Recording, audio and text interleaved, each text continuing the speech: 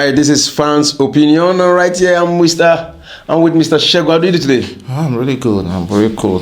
All right. Okay. I'm good. All right, I just have some few questions for you. And one is on Arsenal, how can Arsenal address inconsistency this season to improve their domestic and European standing? Well, to me, has Arsenal really been inconsistent? We were talking about Arsenal being inconsistent. Probably it has to be the injuries to Bukayo Saka.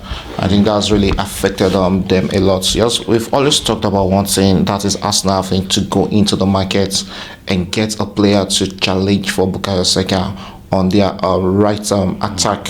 But I don't really know what's happening with the board and Mikel Arteta. Probably they thought Bukayo Saka will be able to play a whole season.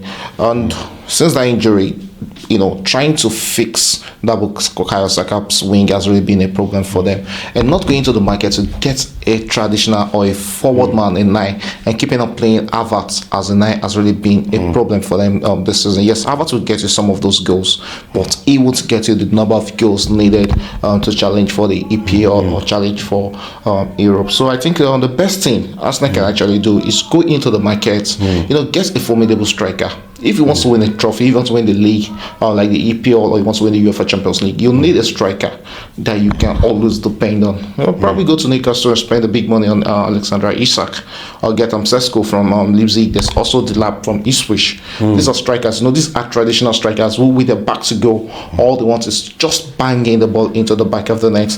And there's that need to also get a player capable of challenging Bukayo Saka. A lot of pundits, and even in your studios as Premier Sport Fan Centers, we talked about it, that there's a need to get a backup for Bukayo Saka, and that is what they're currently struggling with right now. All right, we're talking about Arsenal. The question here is that will their consistency depend on an individual player? Because I remember last season, it was Saliba who had injury, and because of his injury, Arsenal struggled. And this very particular season, before Bukayo Saka, it was Odegaard.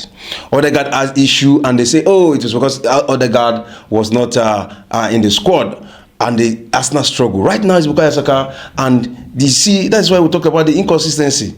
Yeah, it's individuals that make up team. 11 individuals makes up football team. And when you have a consistent football team, that's a consistent 11 that you go to week in, week out. They form that combination. They understand each other better.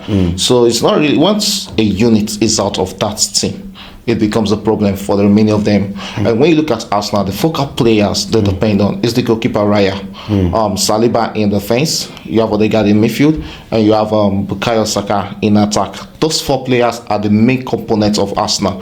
If there's a problem to one of them, there's a big gap in the way Arsenal perform. So that is where the problem is. So when you ask, can they challenge for the EPL? It's a no. Because if you're not getting world-class players, if you can't keep those players fit for 38 matches, it's really going to be a lot of problem for them. So to me, I don't see them challenging for the league until they make those drastic changes. All right, you can hear that from Shego. Yeah, if you have anything, let's have it in your comments on our comment section. Yeah.